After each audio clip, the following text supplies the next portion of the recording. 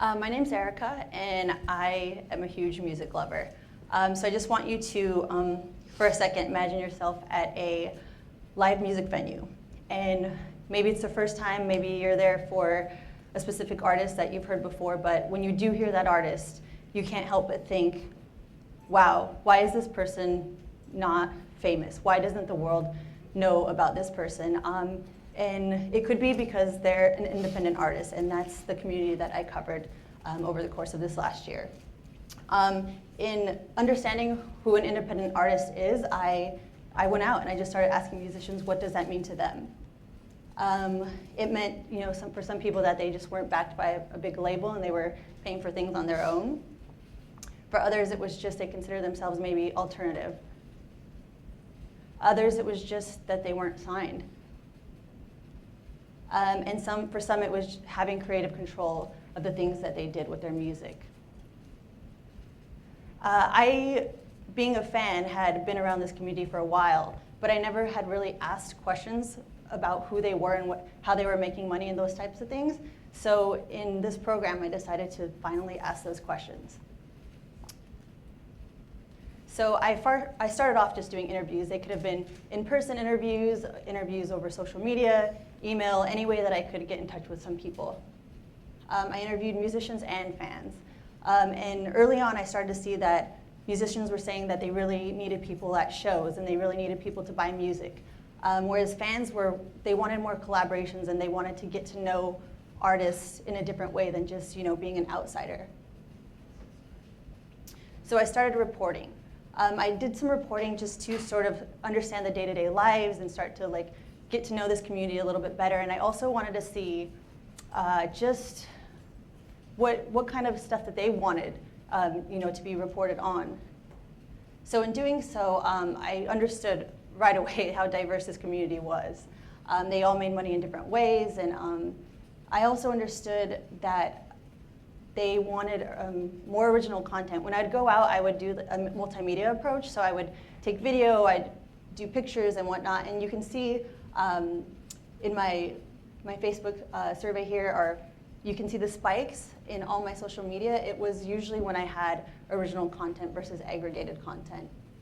Video content did really well. And last, I did surveys. Second to last, I did surveys. And that was really so I could reach a bigger group of people quickly.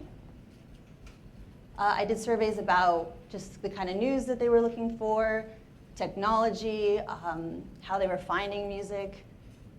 And one really important one that I did, I went to the CMJ Music Festival this year, and I talked about live shows and touring with these people. And I did discover that most of these artists were making money through these live shows and touring, and that they were spending most of their income on traveling. That actually mirrored a case study that was done where same type of thing was happening with one of these indie rockers was, again, making money through live performance and spending money on travel. So I saw this correlation, and I wanted to investigate that a little bit more.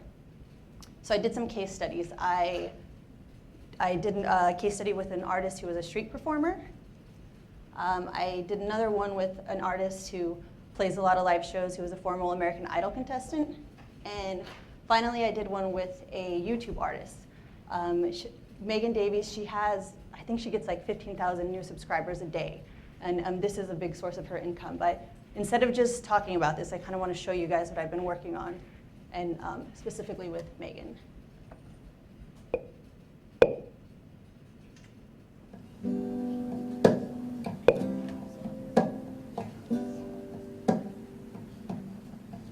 No, there's not enough time, little hours in the day, only one sunrise to watch. So I've been sort of wandering in and out of all these different bubbles, and it's been like a weird sort of experience because you meet a ton of people on the road. You go to all these different places and you kind of wander in and out of all these different communities. It's a bit overwhelming at first, I have to say. You just realize how humongous the world is. No, there's not enough time. It's crazy. You almost feel like there's not enough time to do everything and see and just meet everybody. And yes, that's sort of what I wrote this song about. Today I get to be with you, love. I fell in love at an early age with guitar, so I moved to Nashville and went to school there for guitar. At some point after I graduated, I just started doing videos on YouTube. I did one with my sister. It happened to be like a mashup of Pumped Up Kicks and Radioactive. All the other kids with the pumped up kicks better run faster than my bullet.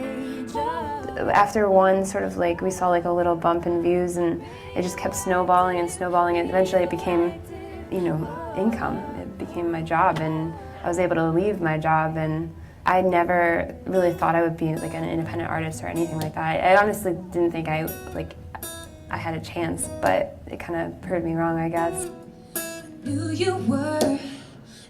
She's blown up quite a bit. Like, it's crazy. I think the first time I saw one of her videos where it was getting crazy, it was like maybe 2 summers ago. I was hitting her up to see if we could play this gig together in Nashville, and some website picked it up overnight. I think she said they got something like 19,000 views or 20,000 views, and then just from there, skyrocketed up.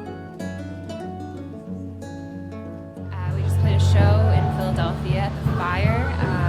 Just played with Kyle Noctegal, a good friend of mine, and yeah, it's just an acoustic show, so it's a lot of fun. It's too hard to sleep. I've got the sheets on the floor, nothing on me. Megan's one of the first people that I've known that's legitimately making a living in these new mediums like Spotify and streaming and YouTube, and it just gives me such hope because, for a minute it just seemed like, well, maybe you'll never make money on the music again. Give me that fast.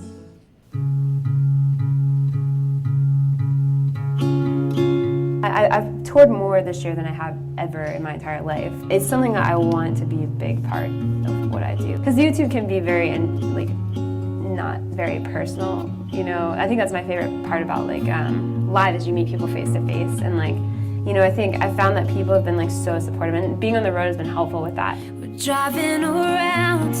I've had people come up to me and they give me just extra cash. I'll be like, this, it's a $5 CD, and they'll give me a 20 and they'll be like, keep it. And I'm like, let me give you more. Do you want a shirt? Do you want, they're like, no, I just want you to keep doing what you're doing. Just say me something loud, something loud, something loud. Play me something loud, something loud, something loud. Play me something loud, something loud, something loud. It's been a hard thing to understand, and I imagine there's other artists who have the same thing, but that people value what you're doing and are willing to invest in helping you continue to do that. Let this song tie us together.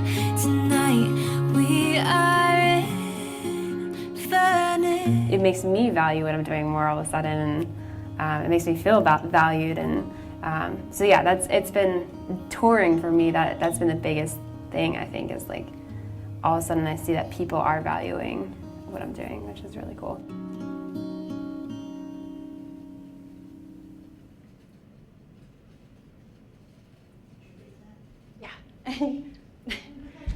Yeah, so that's what I've been doing. I've been documenting these interactions that I've been having with these musicians all year, and really it's to understand what their needs have been, and my takeaways from that have been that these artists, they need to make money touring, but they also just need to connect with audiences, even if they're making money in other ways. So my plan is to launch a website, which will be not a crowdfunding website, but I'm calling it crowd gifting site that merges these two groups together while artists are on tour.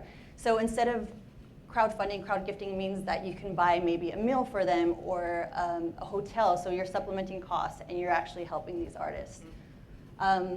It's a little bit different, and here's some of the ways that it's going to be different than other crowdfunding sites that are out there. Importantly, there's not going to be any campaign fees, and there's going to be exclusive content, reports, and just tips and sharing things like that.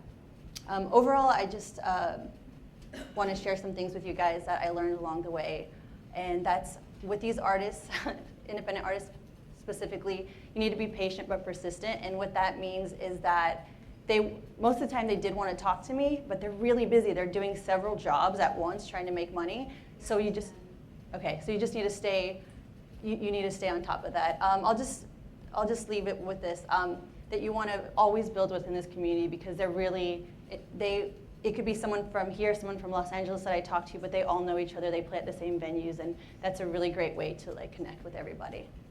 Again, my name's Erica, and here's some places that you guys can reach me.